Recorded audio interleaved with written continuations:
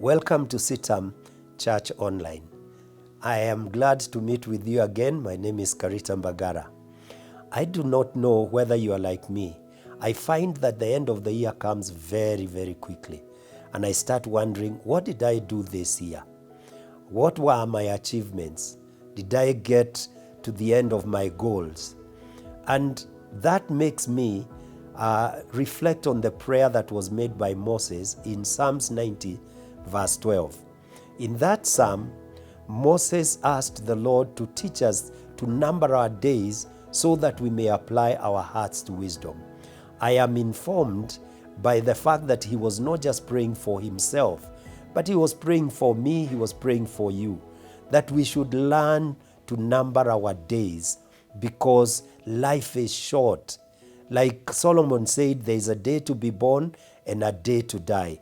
And we are not in any way able to determine when we'll be born and when we will die.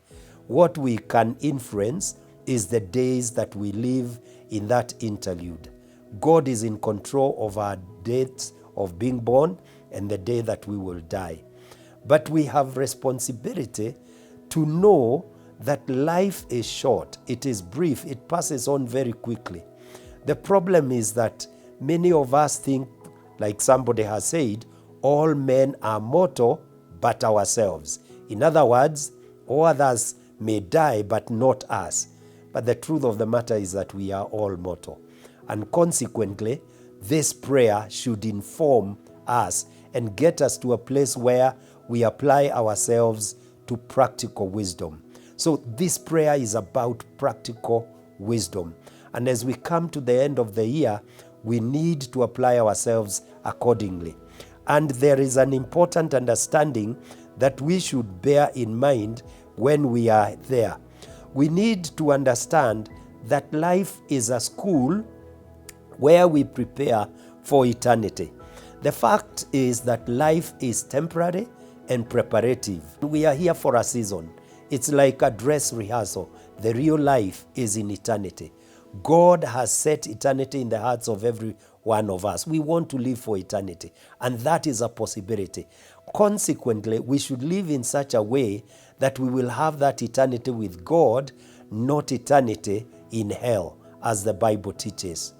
It also tells us that we should be careful in the way we live, in the way we relate, in the way we spend the time that we have, because the way we live is important.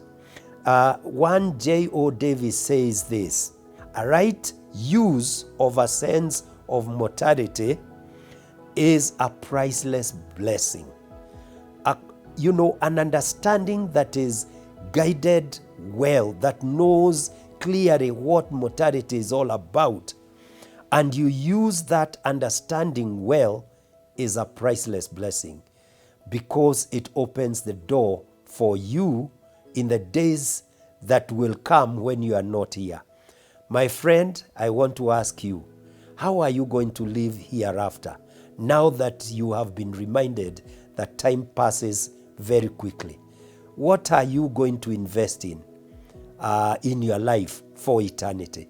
May the Lord bless you as you consider this and have this priceless blessing coming your way.